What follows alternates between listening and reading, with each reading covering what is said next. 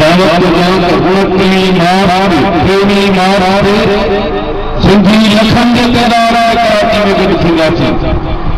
ऐं उन धरती जी जंग में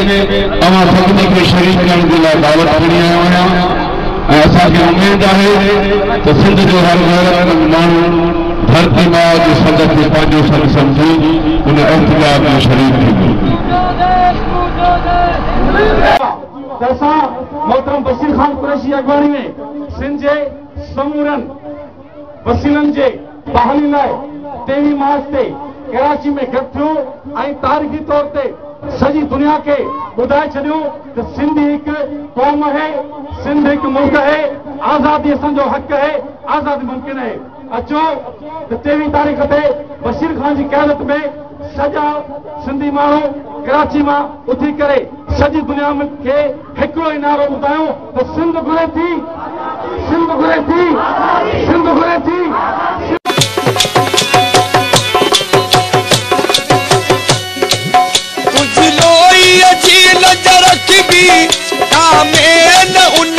सही भी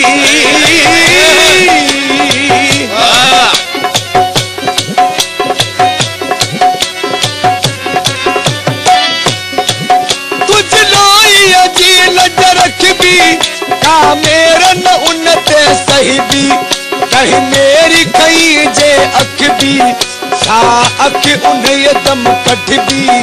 जिए सिंध जी पढ़ भी तस्बी तो सब मोहब्बत का नहीं न घटबी तमुडी दासू पर बखजी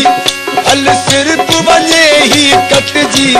सिर मां घड़न जा उड़ाई दस तुझो अमड़ खीर मनाई सिंध सुधुअज सजाई दस तुझो अमड़ खीर मनाई सिंध सुधुअज सजाई दस तुझो जी जल खीर मनाई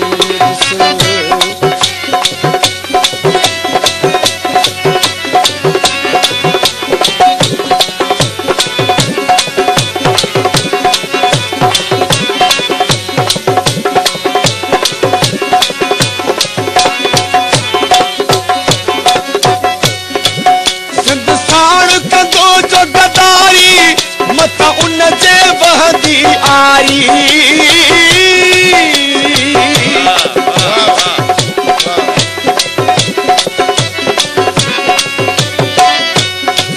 सुत साड़ कदो जो गदारी मता उन जे बहदी आरी तारीख में लिखबो मयारी हिंदो धरती जो डोहारी कंदो हर को उन खां बेज़ारी असा देश तजदिया बारी असा पोहत आई सब हारी था आणण चाहूं बहारी तुझा पर विभाग बड़ाई दस तुझो अमर खीर मनाई दस तुझो जी जल खीर मनाई सिंध सिंधुअज सजाई दस तुझो अमर खीर मनाई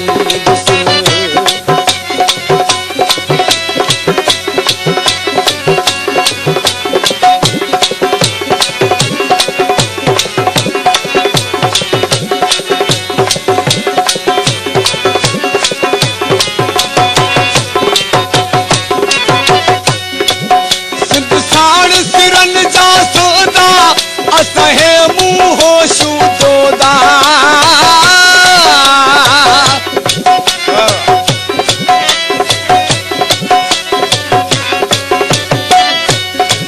सिद्ध साण सिरल जा सौदा असहे मुंह शूदोदा के आया रस्ता ओखा शबीरन हटदा जोधा सिर को न ठोकंदा सोधा की दादा गिरू तो का ही डाढ़ मर जा दहका सब खत्म थी हमेशा कंजे आडो सिर न झुकाई दस तुझो अमड़ खीर मनाई सिंध सिंधुअज सजाई दस तुझो अमड़ खीर मनाई सिंध सिंधुअज सजाई दस तुझो जी जल खीर मनाई अमड़ खीर मलाई दस तुझो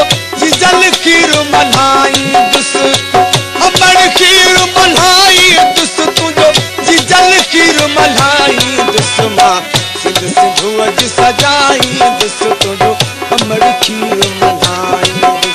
आसी दुस भुवज सजाई दुस तुझो